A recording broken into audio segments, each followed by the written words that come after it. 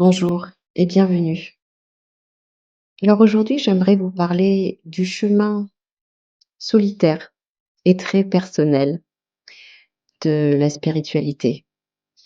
Et quand je parle de spiritualité, je mélange pas les choses. Je voulais parler vraiment de ce qui est en dehors des grandes religions que l'on connaît, des religions qui sont déjà bien établies, bien codifiées. Non, je vous parle réellement de la spiritualité, celle qui est très personnelle, celle qui est au plus profond de vous-même, celle que vous ne vivez qu'avec vous-même et avec, ce qu'on peut appeler, voilà, une force supérieure, une intelligence supérieure, l'intelligence universelle. Et pour ça, je voulais partager avec vous ma propre histoire, mon propre cheminement, ou du moins une partie de mon cheminement. Et bon, bah, alors peut-être que ça ressemble au cheminement de quelqu'un. Peut-être que pas du tout. Peut-être que mon histoire est différente de celle de beaucoup d'autres, mais je tenais juste à vous la partager aujourd'hui. Alors, il faut savoir que j'ai le bonheur et le privilège d'être née dans une famille, heu, avec des origines ethniques très différentes, des origines culturelles, des religions très différentes. Donc forcément, il y a beaucoup d'ouverture d'esprit. Et ça, c'est quelque chose il y a une telle richesse dans cette famille et je me dis toujours que j'ai vraiment de la chance d'être née, au sein de cette famille et je pense l'avoir choisie. Et à la base, malgré que mes parents, heu, soient croyants, on va dire, croient en une divinité, en une force, supérieure, bon, on pouvait pas dire que nous étions, très pratiquants, ni envers une religion, ni envers une autre. Mais, j'ai quand même grandi dans ce milieu très ouvert, culturellement, et cetera. Et donc, il faut savoir aussi que depuis très petite, je pose des questions, apparemment bizarres, hein, que je posais des questions, assez, pertinentes depuis, mon plus jeune âge. Et à un moment donné, bah, les grandes personnes, qui étaient autour de moi, bah, ne savaient pas trop quoi me répondre. Voilà, quand je posais des questions, voilà, à la base, d'où est-ce qu'on vient? Qu'est-ce qu'on est venu faire ici? On parle de Dieu, mais il y a plusieurs religions, c'est qui le vrai Dieu? Hem, on dit que Dieu est éternel, mais dans ma tête, c'était quelque chose qui était je n'arrivais pas à le concevoir. Je me disais toujours: «Mais il y a bien eu un commencement quelque part». On parle d'éternité, on parle de voilà, mais non, pour moi, il y avait bien un commencement quelque part. Il y avait bien un commencement où il n'y avait pas de Dieu. Et quand j'ai commencé à poser les questions, mais Dieu, il a forcément des parents. Qui sont ses parents? Donc là, mes propres parents commençaient à, à perdre patience et surtout à ne pas savoir quoi me répondre. Il faut savoir aussi que durant, quelques années, lorsque j'étais à l'école primaire, j'avais intégré une école catholique et franchement, mes souvenirs de cette époque ne sont pas très joyeux. Et à partir de là, j'ai commencé hem, à rejeter un petit peu, tout ce qui venait, du christianisme et tout. Bon, c'était normal parce que je n'avais pas eu une bonne expérience, dans cet établissement. Donc forcément, je me suis, on va dire que, j'ai été attirée par autre chose. J'ai été attirée par, les autres croyances, par les autres religions et par quelque chose qui, à mon sens, était, plus ouvert ou plus logique. Mais, bien évidemment, ça venait juste de mon expérience personnelle. Donc, voilà. Aucun jugement à partir de là, hein. Aujourd'hui, je ne suis pas là pour, critiquer, une croyance ou une autre. Je ne suis pas là pour faire non plus l'apologie d'une croyance, plutôt qu'une autre. À la limite, la seule chose que je pourrais, prôner, ce serait l'ouverture d'esprit, ce serait la tolérance envers toutes les croyances et surtout, ce serait, le fait de retrouver ou du moins être conscient, hem, de son propre pouvoir. Ce serait le fait de se dire que, voilà, ce que vous cherchez, en fait, ce n'est pas auprès de quelqu'un, ce n'est pas auprès de quelque chose d'abstrait, c'est vraiment quelque chose dans votre fort intérieur que vous allez le trouver. Donc, pour en revenir à ce que je disais au sujet de ma curiosité insatiable, étant donné que j'avais tellement de questions sans réponse, j'ai décidé de prendre le taureau par les cornes et donc de me renseigner, par moi-même. Donc à l'époque, évidemment, il faut savoir que, voilà, on n'avait pas accès à internet, on n'avait pas accès à tout ça, mais bon, il y avait des bibliothèques et donc je me suis retrouvée, à 11 ans, à aller, dans la bibliothèque, de mon lycée à l'époque. Bon, entre-temps, j'avais changé de pays, j'avais changé d'école, donc j'étais dans un lycée laïque, tout se passait bien, mais bon, voilà, j'avais cette soif de vouloir comprendre certaines choses. Donc je me suis retrouvée, voilà, à la bibliothèque et à demander, s'il y avait, un Coran Heu, un Coran, traduit en français que je pourrais, emprunter ou que je pourrais du moins lire et essayer de comprendre. Ce que j'ai fait, j'en ai lu une bonne partie. Je me suis retrouvée à lire aussi, l'Ancien Testament, ensuite le Nouveau Testament et je me souviens que du coup pour l'Ancien Testament et le Nouveau Testament, j'avais demandé à ma mère, de me les acheter, ce qu'elle a fait. Et j'ai pris du temps pour les lire, pour les assimiler, pour essayer de comprendre.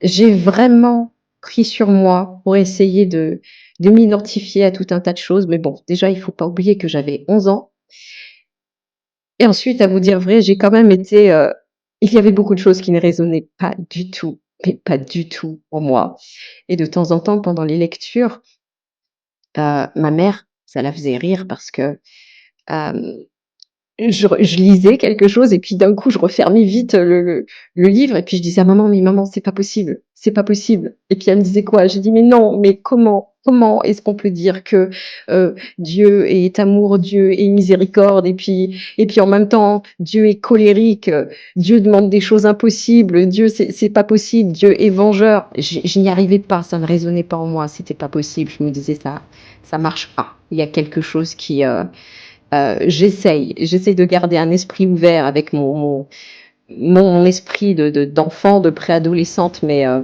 ça marchait pas. Pour moi, il y avait quelque chose qui collait pas et je ne comprenais pas. Je me disais: «Mais comment est-ce que les adultes peuvent adhérer à tout ça? Et comment est-ce que les gens ne se posent pas plus de questions?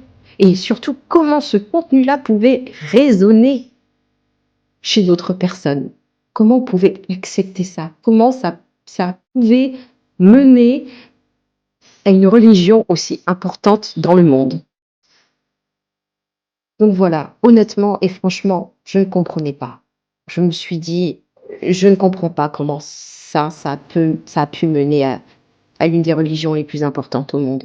Je n'y arrivais tout simplement pas. Donc à partir de là, je me suis dit: Voilà, Soria, tu vas chercher comme tu peux. S'il faut que tu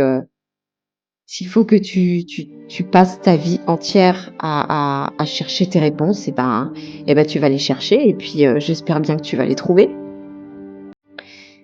Donc voilà, c'est un peu ça qui a mis le pied, à l'étrier.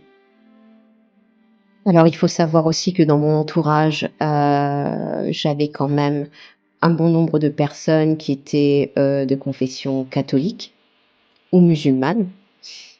Et qu'il a fallu à un très jeune âge que je fasse preuve de beaucoup de maturité, de beaucoup de tolérance et malgré mon tempérament de feu, on va dire, j'ai vite compris que le sujet des religions était vraiment, on va dire, limite tabou. C'était quelque chose où il fallait surtout pas s'exprimer, non, j'ai compris que je ne pouvais pas m'exprimer librement.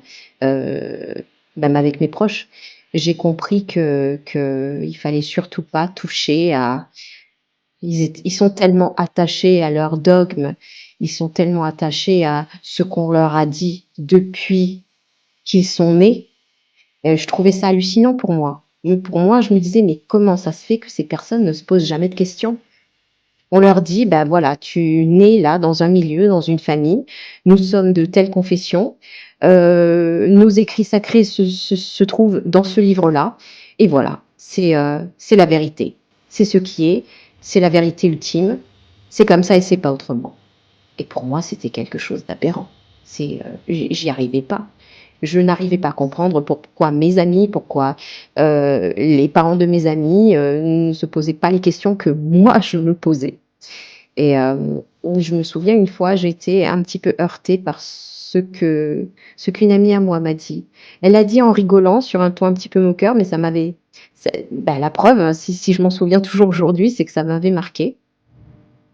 Elle m'avait proposé d'aller à l'église un dimanche avec elle et je lui avais, dit gentiment que non, j'avais pas envie d'y aller et elle m'a regardée avec, un sourire, mais un sourire assez dédaigneux en me disant, «Mais en fait, tu es une païenne, toi».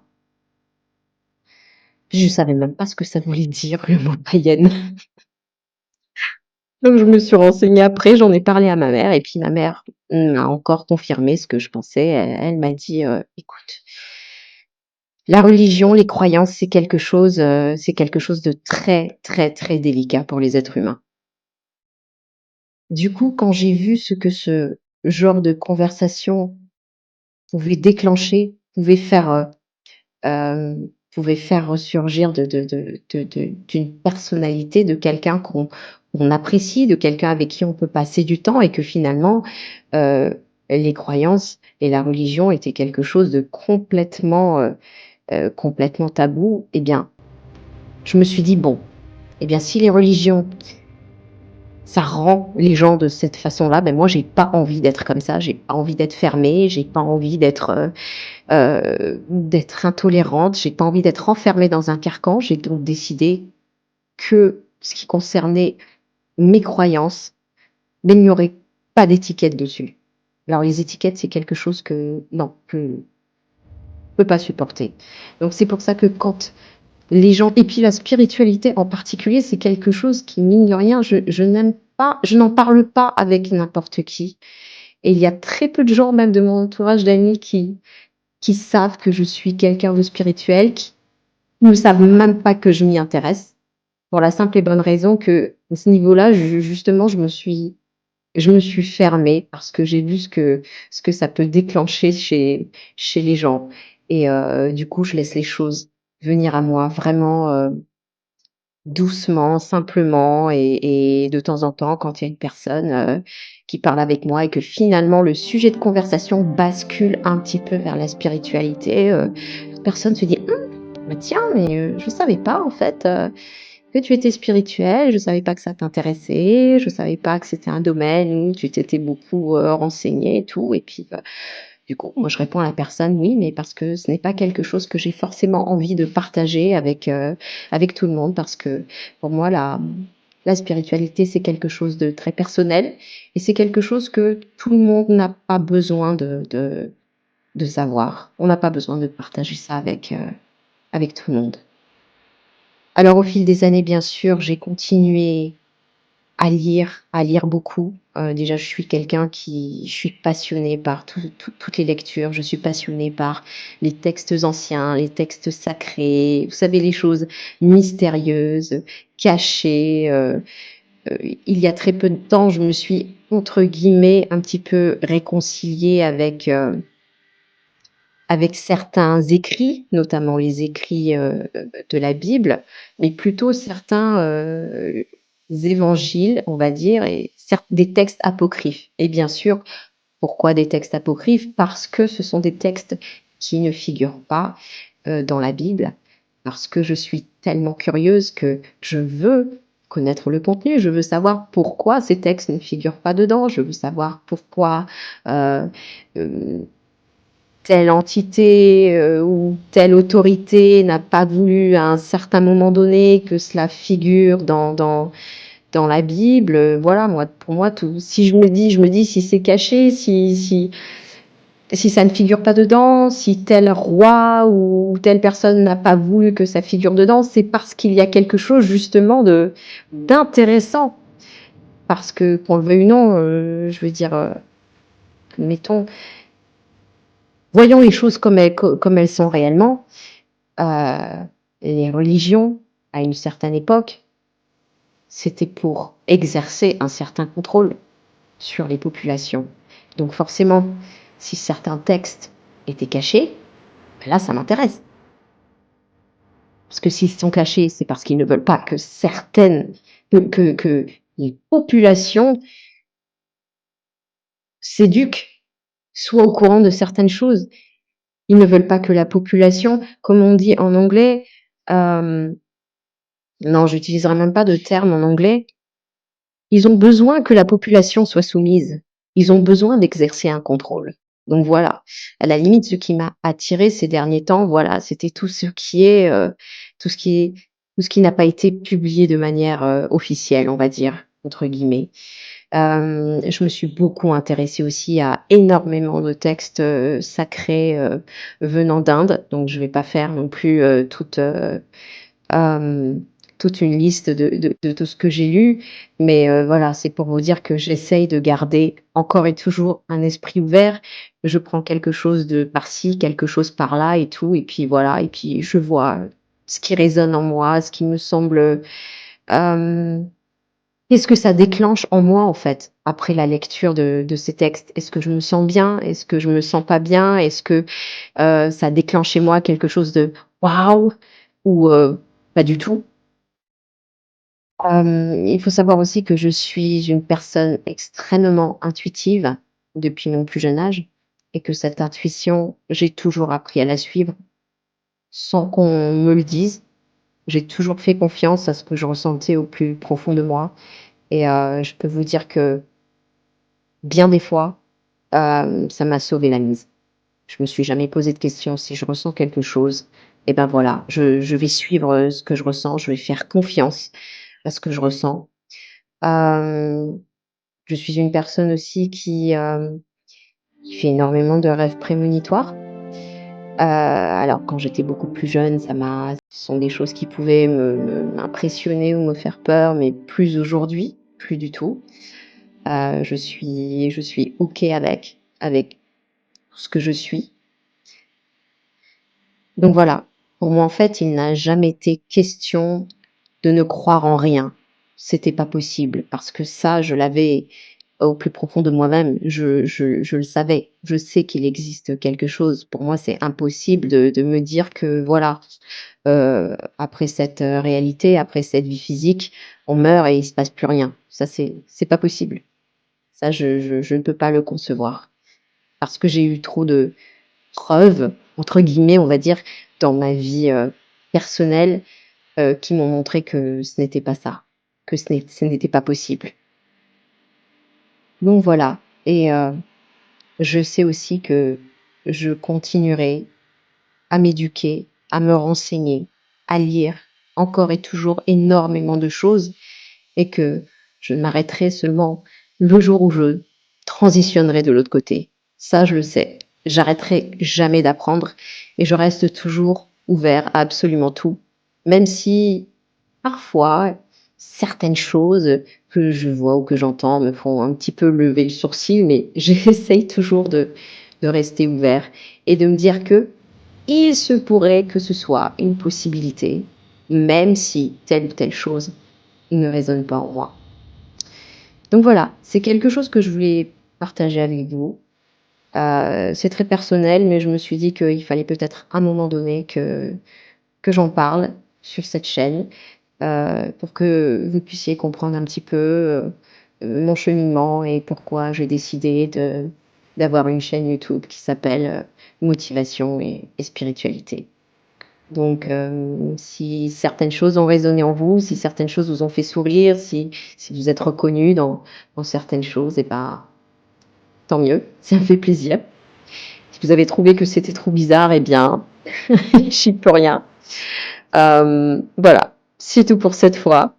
Donc, je vous souhaite d'aller bien. Je vous souhaite de trouver toutes les réponses auxquelles vous vous posez et portez-vous bien et à très bientôt dans une prochaine vidéo.